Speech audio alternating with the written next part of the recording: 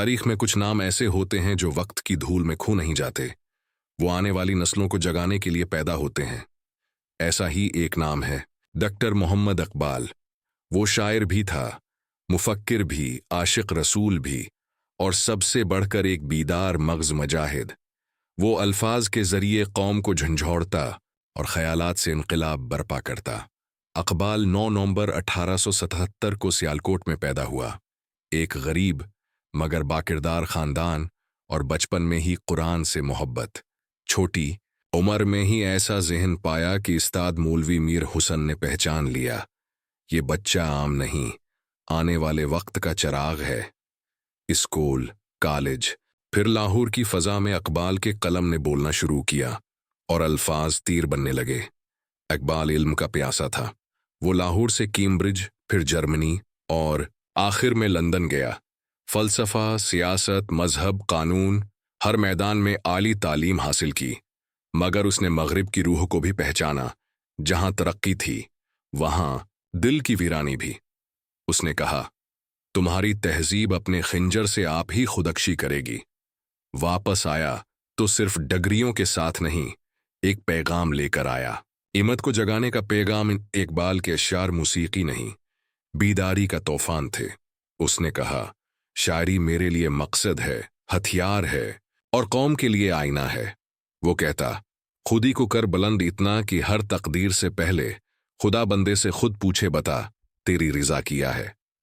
اس نے غلامی کے خلاف آواز اٹھائی، نوجوانوں کو شاہین کہا، اور ملت کو خودی کا سبق دیا۔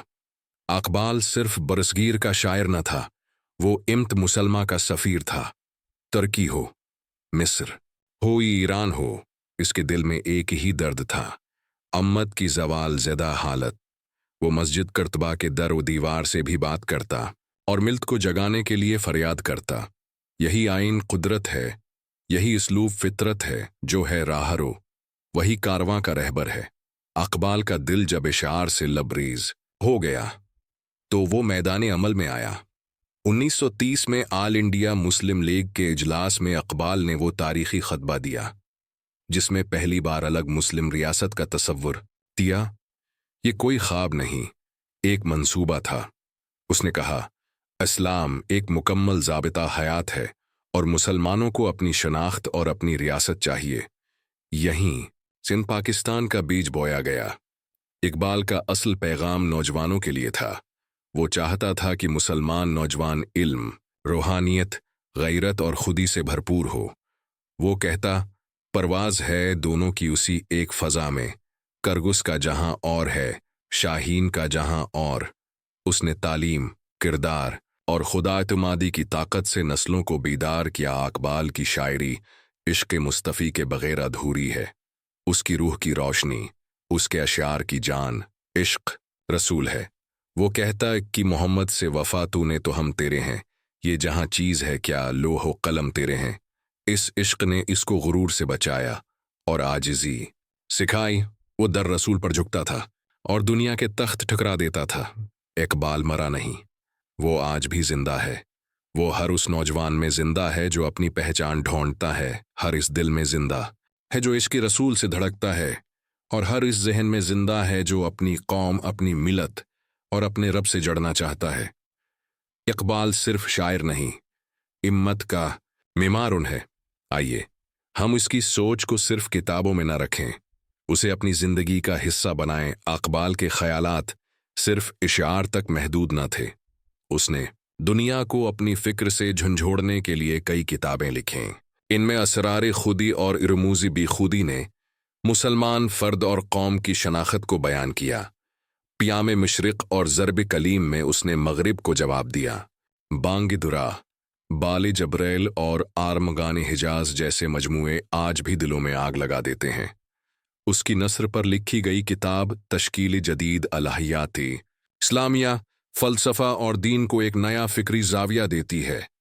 اقبال نے قائد اعظم محمد علی جناح کو سیاست سے واپس لانے میں کلیدی کردار ادا کیا۔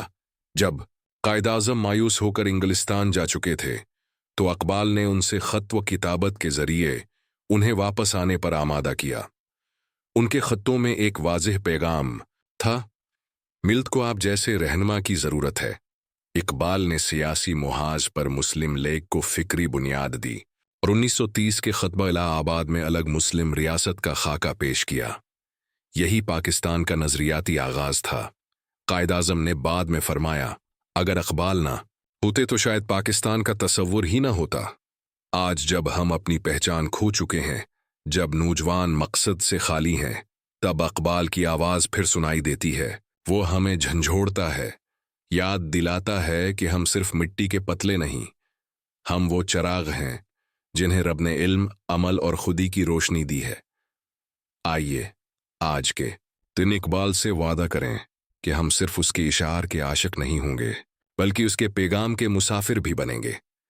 زندگی کے آخری سالوں میں اقبال کمزور جسم اور بیمار حالت کے باوجود مسلسل لکھتا رہا، بولتا رہا، سکھاتا رہا۔ اس نے کہا، زندہ قومیں اپنے ماضی، حال اور مستقبل کو ایک زنجیر میں جوڑتی ہیں۔ 21 اپریل 1938 کو وہ اس دنیا سے رخصت ہو گیا، مگر اس کا کلام، اس کا پیغام اور اس کا خواب آج بھی زندہ ہے۔